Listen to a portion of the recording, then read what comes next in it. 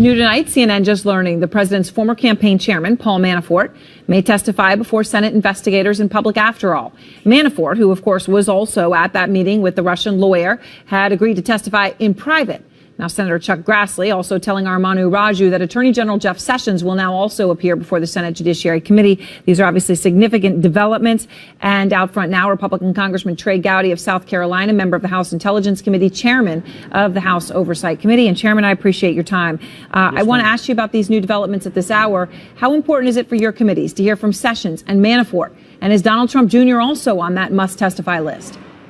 Well, I'll tell you, two of the three, Donald Trump Jr. and Paul Manafort, would be central witnesses to our committee's jurisdiction. We're looking at four things. Erin, what did Russia do? With whom did they do it? The unmasking, the leaks, and then the U.S. government's response. I don't know that Attorney General Sessions would be a relevant witness on those four jurisdictions, but we're always happy to hear from him. So Manafort and Donald Trump Jr. must testify. I mean, I also want to ask you about, when we talk about those two gentlemen in that meeting, about our last guest. I don't know if you heard him at all or when you got to the camera, but Bill Browder obviously going to be testifying tomorrow. He says the Russian lawyer who met with Donald Trump Jr., Jared Kushner, and Paul Manafort was acting on behalf of the Russian government. He laid out exactly why he believes that. From what you know, from what you understand, Chairman, do you have any evidence that suggests otherwise? No, ma'am. And your previous guest sounded like an expert, which no one would describe me as one. But what I think is less important than what Donald Trump Jr. thought or knew. And the only way to discern that is to interview him. What did he know prior to the meeting? Why did he accept the meeting? And what was the content of the conversation in the meeting? For me to speculate on that would not be fair to your viewers or frankly, to the investigation. Are you confident that you're going to get all those answers from him? Obviously, this week it was going to be a public testimony from him along with Paul Manafort. That obviously hasn't happened. Deals have been cut. Are we going to get everything that you need from Donald Trump Jr.?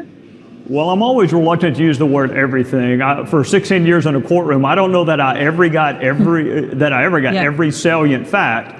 But we're going to have as much time with him as the committee feels like it needs to explore our jurisdiction. We certainly did with Jared Kushner, and I expect us to with Donald Trump Jr.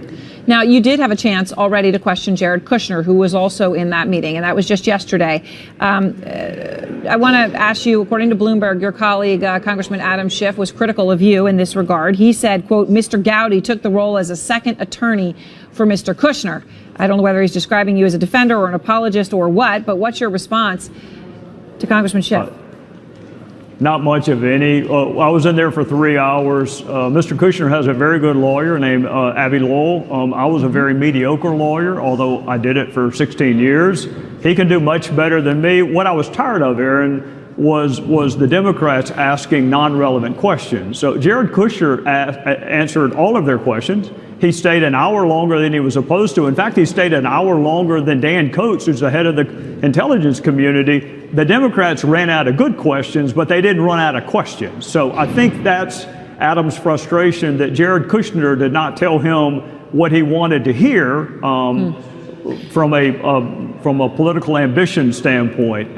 This investigation has been very good for the Adam Schiff for Senate campaign, but yesterday was not good for him. So today, the president also, of course, tweeted a comment he made at his rally last night. I wanted to play for you, Chairman, what he said. You've heard me say it before on the campaign trail, and I'll say it again tonight. In America, we don't worship government. We worship God.